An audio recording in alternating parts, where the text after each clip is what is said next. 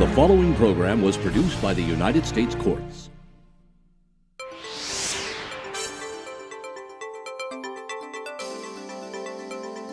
Depending on the chapter of your bankruptcy case and its complexity, you may also be required to appear at hearings before the bankruptcy judge. In a Chapter 13 case, you may only have to appear at a hearing for the court to confirm, meaning approve, the Chapter 13 plan. In a Chapter 7 case, you typically will not appear in court and will not see the judge unless an objection is raised or a reaffirmation hearing must be held. A reaffirmation hearing is held when a debtor wants to continue to pay a debt secured by, say, a car or home furnishings in order to keep the property. Let's watch what goes on in a typical hearing where a judge considers whether a debtor's reaffirmation agreement should be approved. First, the judge will tell you about the consequences of reaffirming a debt, as well as your alternatives. Ms. Lopez, the Bankruptcy Code requires that whenever someone wishes to reaffirm a debt, that I must hold a hearing at which I discuss with you the alternatives to entering into the reaffirmation agreement, the consequences of doing so. I also must make a finding that it's in your best interest and doesn't impose an undue hardship on you.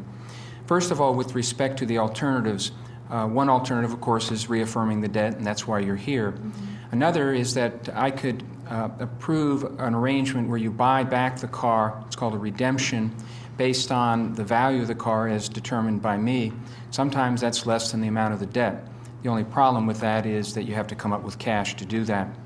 The third alternative is called a surrender. It gives you the opportunity to give the car back and be free of any further liability. That's something that's worth considering if the car payments were beyond what you could reasonably afford.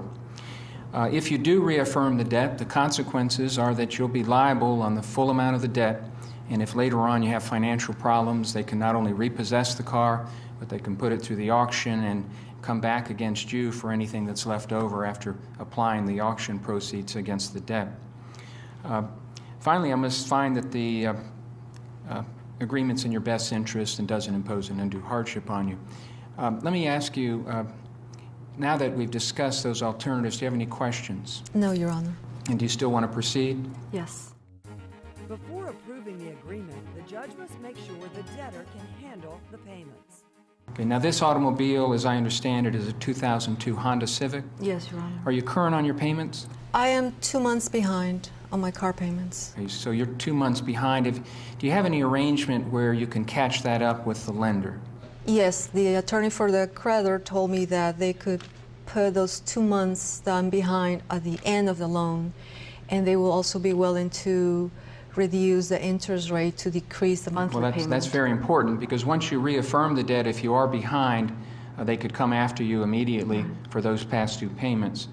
Now, is this a car that you drive personally? Yes. Do you need the car to get back and forth to work? It's your primary means of transportation? I drive it, and I use it to go to work, and I also take my mom to her medical appointments. Okay, very well. Well, based on that, I will find that this agreement is in your best interest and doesn't impose an undue hardship on you. I'll enter an order to that effect. You'll get a copy of that in the mail.